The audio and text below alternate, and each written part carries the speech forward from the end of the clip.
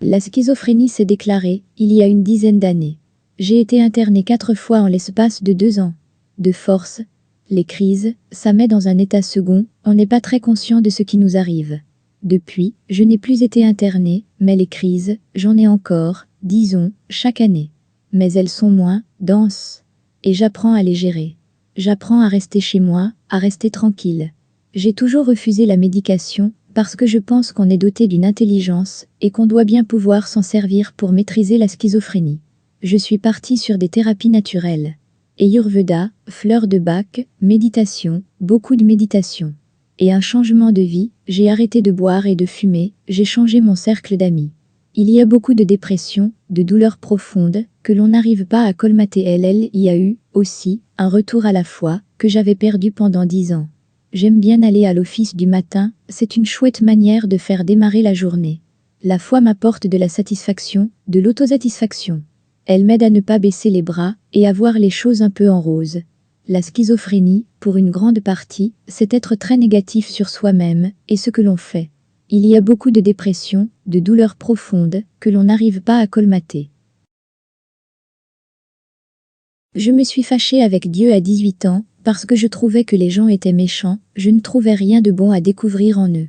Bien plus tard, j'ai trouvé un livre qui parle de l'équilibre émotionnel, une méthode de conditionnement, comme la méthode Coué. C'était un peu avant mes internements. Les crises sont arrivées, j'imagine qu'à force de me répéter 100 fois par jour que je m'aimais, ça a dû déclencher un truc, faire remonter des choses que j'avais vécues dans mon enfance. Première crise à 28 ans concrètement, la première crise, j'avais 28 ans. Je me suis mise à parler toute seule. Je mélangeais toutes les langues, l'allemand, l'italien, l'anglais, le français, c'était incohérent. Je le sais par les rapports que j'ai lus, j'ai peu de souvenirs de cette période-là. Ce sont mes parents qui m'ont amenée à l'hôpital psychiatrique la première fois. J'y suis restée 1 semaine, et 1 semaine après en être sortie, il s'est passé à nouveau la même chose. Ce qui a provoqué les crises ? J'imagine, 2 facteurs, le besoin d'exprimer une douleur et tous ces souvenirs que mon cerveau avait enfouis très profondément. Et aussi, le fait qu'à l'époque, j'avais une très mauvaise hygiène de vie. Quels souvenirs ? Ce sont des traumas que j'ai vécus entre la fin de l'enfance et l'adolescence. Des histoires de famille, rien de très particulier, disons que, généralement, on observe chez le schizophrène des troubles de la sexualité et de l'alimentation. J'imagine que je fais partie d'une bonne moyenne de schizophrènes. Elle éclate de rire. Refuser la médication n'a pas été facile en sortant de l'hôpital, j'ai travaillé comme serveuse. Avec des horaires où je commençais à 4h30 du matin et terminais à 14h. Je voulais éviter de travailler avec des gens qui boivent. À la fin de mon service, je peignais, je faisais du kendo, de la natation, du jogging, ça m'a beaucoup aidé de faire du sport tous les jours. C'est l'époque où j'ai arrêté de fumer. C'est une bonne période de ma vie. Et puis, un jour, j'ai de nouveau fait une crise, et je suis retournée à l'hôpital. Pendant 2 ans environ, je n'avais vu aucun médecin. Un jour, j'ai senti que je n'y arrivais plus toute seule. J'ai appelé l'hôpital psychiatrique pour reprendre un suivi régulier, un rendez-vous, toutes les 6 semaines. Ça m'a aidé à avoir confiance en moi, à mettre en lumière les éléments de la personnalité sur lesquels je devais travailler. Aujourd'hui, mes contacts avec le médecin de l'hôpital se font surtout par email, avec une rencontre, tous les trimestres environ. Refuser la médication, ça n'a pas été facile. En observation, on se trouve face à 5 ou 6 personnes qui insistent, et il faut leur tenir tête. Après, j'imagine que les médicaments, ça doit parfois rendre les choses plus simples. Mais il faut être cohérent. Je crois aux thérapies naturelles. Je crois que la maladie, c'est quand le corps veut te faire comprendre quelque chose. Alors moi, la schizophrénie, c'est un peu plus grave qu'un rhume, mais le principe est le même. Pour mes parents, c'est déstabilisant d'avoir une fille en asile psychiatrique, je me soigne. Pour l'instant, je travaille sur le dysfonctionnement social. Ça fait 1 an, environ que je me suis pas mal retirée, j'ai fait une grosse sélection dans mes relations. Jusqu'à me retrouver seule. Bon, et avec la maladie, il y a aussi ceux qui vous tournent le dos. Mais je comprends que la schizophrénie, l'asile psychiatrique, tout ça puisse faire peur. Pour mes parents, ce qui a été difficile, c'était aussi ces souvenirs qui sont remontés et qui ont été assez choquants pour la famille. Il a fallu se repositionner, regarder les gens différemment, et puis c'est déstabilisant d'avoir une fille en asile psychiatrique. Il y a beaucoup d'amour dans la famille. Je pense qu'on se veut du bien. J'ai aussi un grand frère. On ne s'est pas vu pendant quelques années, après les internements. Et puis une relation est revenue, on allait manger une fois par semaine. Je sais qu'on s'aime. Mais il a sa famille, il travaille beaucoup, je crois que globalement, aujourd'hui, notre famille s'est bien remise du trauma. Mais moi, depuis 1 an, je mets de la distance avec eux tous. Ça m'aide à avancer. Avec les crises de schizophrénie, on est pris dans une énergie qu'on n'arrive pas à maîtriser. Une journée typique.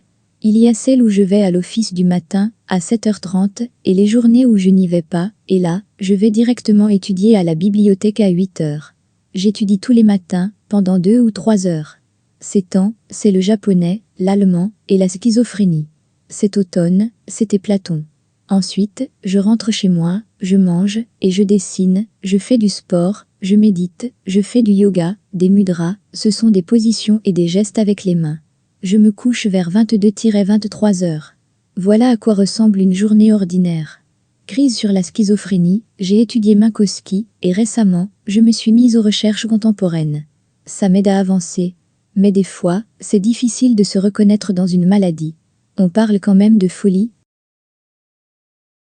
La schizophrénie, pour moi, c'est surtout le doute, le manque de confiance et d'estime de soi. Et avec les crises, on est pris dans une énergie qu'on n'arrive pas à maîtriser. Bon, et il y a les voix qu'on entend, les perceptions différentes. Quand je faisais des massages, ou avec le yoga, je voyais apparaître des corps énergétiques, des sphères, des raies de lumière, qui partent de l'emplacement des chakras. Certaines personnes sont capables de voir ça quand elles le veulent. Moi, je n'ai jamais essayé. Quand j'en vois un, je suis contente. Mais les premières fois, j'ai eu super peur. Les voix me suivent, que je sois seule ou accompagnée. Pour les voix, il y a des voix utiles et des voix moins utiles. Je les entends en permanence, y compris maintenant, pendant qu'on se parle. Elles me disent de dire certaines choses ou de me taire. Il y a des encouragements, il y a des insultes, ça dépend des moments. Ces voix me suivent, que je sois seule ou accompagnée. Alors ça complique forcément les échanges avec d'autres personnes. Il y a des voix récurrentes, et des fois, des nouvelles apparaissent, je ne sais pas d'où elles viennent, ça me perturbe beaucoup. Elles ne me donnent pas des ordres. Ça reste, des conseils. En général, ils sont bienveillants. Il faut dire que je travaille avec Dieu et les anges, ce ne sont pas des énergies négatives. 1 an avant l'internement, j'ai fait toute cette découverte du cosmos et de l'extra-univers. J'étais fascinée, et d'entendre des voix, je trouvais ça incroyable. Je les associais à l'extraterrestre, à la magie, à la télépathie, aussi. J'étais émerveillée. Mais aujourd'hui, les voix que j'entends ont changé de nature, éloge de la simplicité. Apprendre le japonais et me remettre à l'allemand, ce sont des choses que je dois faire pour continuer à avancer. Ce n'est pas lié à un objectif concret, mais à la guérison. Les langues, si on vous dit quelque chose en allemand, en anglais ou en français, ça n'entrera pas de la même manière dans le cerveau. C'est comme écrire de la main gauche ou de la main droite. Par exemple, quand je dessine de la main droite, je suis gauchère, ça va me calmer, parce que je dois me concentrer là-dessus. Un temps, j'ai beaucoup dessiné avec la main droite, pour faire taire mon cerveau.